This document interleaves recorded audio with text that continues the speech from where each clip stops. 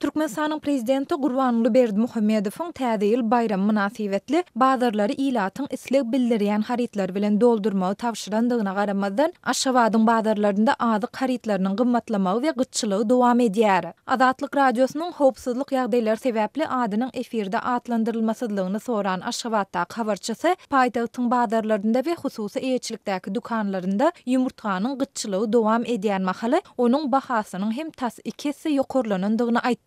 Bir ýumurtanyň bahasy 1 manat 50 teňe ýetdi. Ony diňe şäheriň Hitrovka ýaly çetki etrapçalarynda satyn alsa bolýar. Ýöne ol hem aňsatlyk bilen tapdyrmaýar. Geçen hepde döwlet eýetçiligindäki dukanlarynda ýumurtga 67-70 teňe aralygynda çäkli möçürde satylýardy diýip habarçy 10-njy dekabrda gurrun berdi. 4-nji dekabrda Azatlyk radiosynyň habarçysy ýumurtanyň diňe döwlet eýetçiligindäki dukanlarda ýerden saat 6:30-da her adama bir gutu satyga çykarylýandygyny, ýöne onuň hem ýarym saatda satylyp gutarýandygyny habar beripdi. Habarçy indi 3 gün bäri döwlet dukanlarynda hem ýumurtanyň satyga çykarylmaýandygyny aýtdy. Şeýle dol soňky 4-5 güniň dowamında paýtagtyň bazarlarynda ýyl içinde baklajan diýilip atlandyrylýan badamjanyň hem gyçylygynyň emele gelendigini we munyň bilen bir hatarda onuň bahasynyň hem gymmatlaýandygyny bellidi. Tomus aýlarynda 1,5-2 manatdan satylan baklajanyň 1 kilogramy oktyabr aýynyň ortalarynda 5-7 manada ýetipdi. Soňky 4 günüň dowamında ol bazarlaryň we dukanlaryň sowda tekçelerinden ýitirim boldy.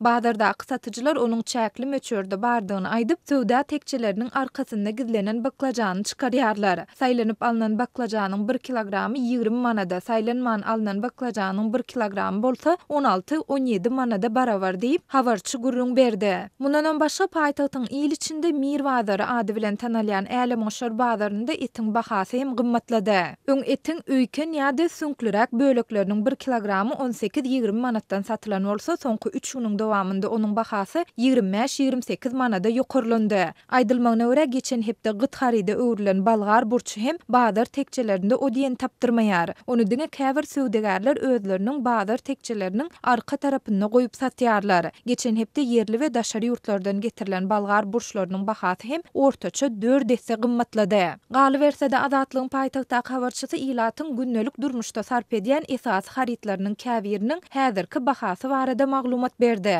Paýtagtyň Älemoşar bazarynda Orsetden we Gazagstandan getirilen unyň 1 kilogramynyň bahasy 10-12 manada, tamdyr çöreginiň bahasy 3-5 manada, daşary ýurtlardan getirilen ösümlik ýagynyň 1 litri 13 manada, almanyň 1 kilogramy 6-11 manada, yerli tüwiniň 1 kilogramy 15-22 manada, soganyň 1 kilogramy 3-4 manada, kartoşkanyň 1 kilogramy 7-12 manada, pomidoryň 1 kilogramy 6-8 manada, hyýaryň 1 kilogramy 8-10 manada barabar. Satyjylar haritlaryň gyçylygynyň we gymmatçylygynyň sebäplerini olaryň özlerine hem ýeterlik derejede getirilmezligi we bahasynyň öňküsünden ýokary bolmagy bilen düşündirýärler. Azatlyk radiosyna paýtagtyň bazarlarynda emele gelen azyk haritlarynyň gyçylygy barada Türkmenistanyň sowda we daşary ykdysady gatnaşyklar ministrliginden haýsydyr bir kommentari almak başartmady. Türkmenistanda un, çörek, şeker we ösümlik ýagy ýaly azyk haritlarynyň gyçylygy we gymmatçylygy indi 1 ýyldan gowrak wagt bäri dowam edýär. Geçen hepde Azatlygyň Lewap we Daşowut welaýetleriniň habarçylary bazarlarda azyk haritlarynyň bahasynyň her 2 hepdede ortaça 1 manat ýokurlanýandygyny habar berdiler. Ýurdun welaýetlerinde we paýtagtda emele gelen soňky azyk gyçylygy we gymmatçylygy soňky günlerde geçirilen hökümet ýygnaklarynda içerki bazarlaryň harit üpçünçiligine ünsü çekýän meseleleriň